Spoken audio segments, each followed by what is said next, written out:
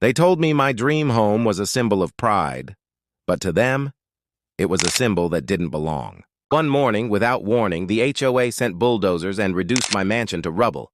Years of hard work, sacrifice, and every ounce of dignity I poured into that house, erased in minutes. They claimed it was about rules, but deep down, I knew it was about something far uglier. They thought I would stay silent. But one overlooked clause changed everything. The question is, who really ended up losing everything?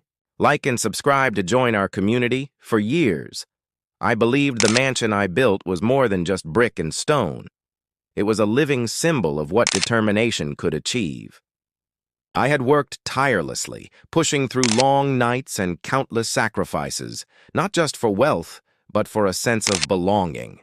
In a neighborhood lined with manicured lawns and carefully polished facades, my home stood tall, not larger in size, but louder in meaning. To me, it was proof that someone who looked like me, someone who had been told you don't fit here, could rise above the whispers. At first, life in that community seemed calm enough. I kept to myself, paid my dues, and tried to blend in. But I could feel it. The stares, the tight smiles that never reached their eyes, the way conversations stopped when I walked by. It wasn't just the usual neighborly distance. It was colder, more calculated. The HOA board, in particular, seemed to make me their personal project. Letters piled up on my doorstep. Petty violations for things as small as the shade of paint on my shutters, or the unauthorized flowers in my garden. Each notice carried the weight of something unspoken, like a reminder that I wasn't welcome, no matter how perfect I made my home. Still, I held on. I told myself rules were rules and I would follow them better than anyone else. But I didn't yet realize that these weren't just rules, they were weapons. And when they decided to use them against me in the cruelest way possible, I would discover just how deep their prejudice truly ran. The letters never stopped. At first, they were nuisances, complaints about things like the length of my grass or the position of my mailbox. But soon they grew sharper, more personal. I'd repaint a wall only to be told it didn't meet aesthetic standards. I'd fix a fence, and suddenly the material wasn't approved. No matter how carefully I complied, they always found a way to claim I was breaking rules. And the more I tried to correct everything, the more obvious it became. This wasn't about rules. It was about control. About reminding me that I didn't belong. I noticed something else, too. My neighbors who violated the same rules were never cited. One had peeling paint for months, another left trash cans out for days, but not a single notice touched their doors. It was only me. Always me. The pressure mounted. The board began issuing fines, hefty ones that arrived like clockwork, each one more outrageous than the last. When I tried to contest them, they shut me out of meetings. When I asked for evidence, they brushed me off with condescension. I wasn't a neighbor to them. I was a problem they wanted erased, but it wasn't enough to bury me under paper violations. They wanted something bigger. One morning, I woke to a rumble outside my window. At first, I thought it was construction nearby, but the sound grew louder, closer, like thunder rolling across my front lawn. I stepped outside and my stomach dropped. Bulldozers, heavy machinery, and workers in bright vests lined my driveway. Confused, I rushed forward, demanding to know what was happening. A man with a clipboard barely looked at me before saying, "HOA order." Within minutes, they began tearing into the walls I had built with my own hands, the home I had poured my life into. Bricks cracked, windows shattered, the sound of destruction echoing like a cruel symphony. Neighbors peeked from behind curtains, some whispering, some smirking. Not one stepped forward. I tried to stop them, but every protest was dismissed. The board claimed my home was in violation of community code, citing vague structural issues that no inspector had ever mentioned before. Their paperwork was already filed.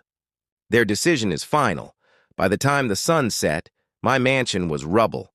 I stood in the ruins, my chest hollow, rage and grief twisting inside me. To them, this was victory.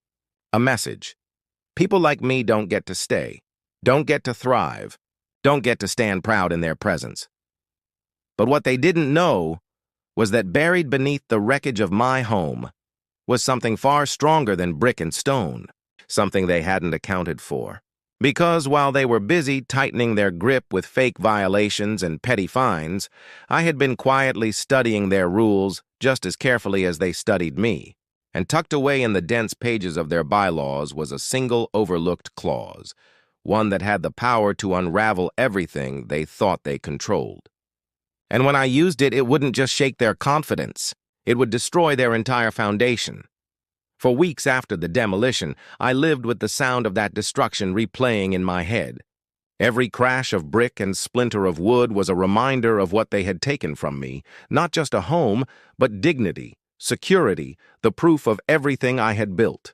They thought they had buried me beneath that rubble, but they had underestimated the one thing that kept me standing. I knew their rules better than they did. Late nights turned into early mornings as I combed through every line of the HOA bylaws.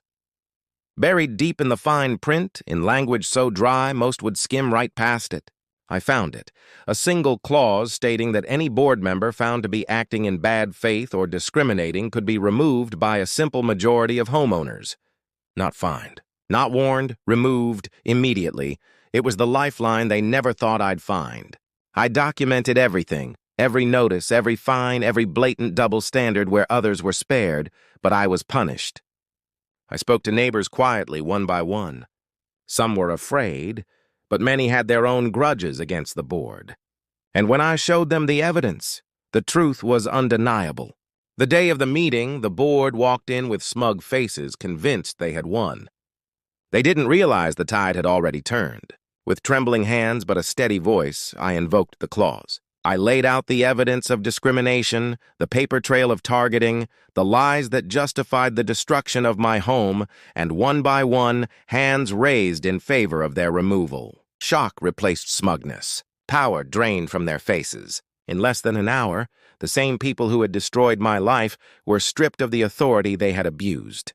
They thought they had ended me. But in that moment, I ended them.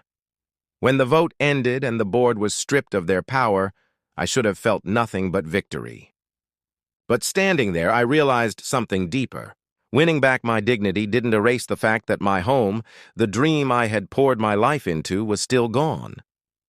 The scars left by their hatred weren't measured only in rubble and debris, but in the message they tried to send, that people like me don't belong. No matter how hard we work or how much we achieve, and that truth cut sharper than any bulldozer ever could. Yes, I had exposed them. Yes, I had used their own rules to bring justice.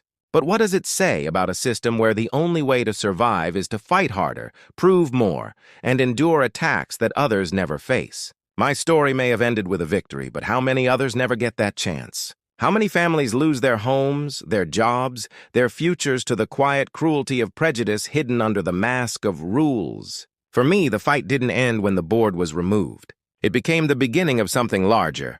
I rebuilt, not just my house, but my determination to speak out. Because silence is exactly what they count on. And if there's one thing this battle taught me, it's that silence is surrender. So I ask you, how many more lives have to be reduced to rubble before we start tearing down the walls of injustice instead of people's homes? The HOA demolished my mansion. But in the end, it wasn't my dream that lay in ruins. It was their illusion of control. And that's the truth no one can bulldoze. If this story touched you, don't just watch. Be part of the change. Hit subscribe and join our community of voices that matter.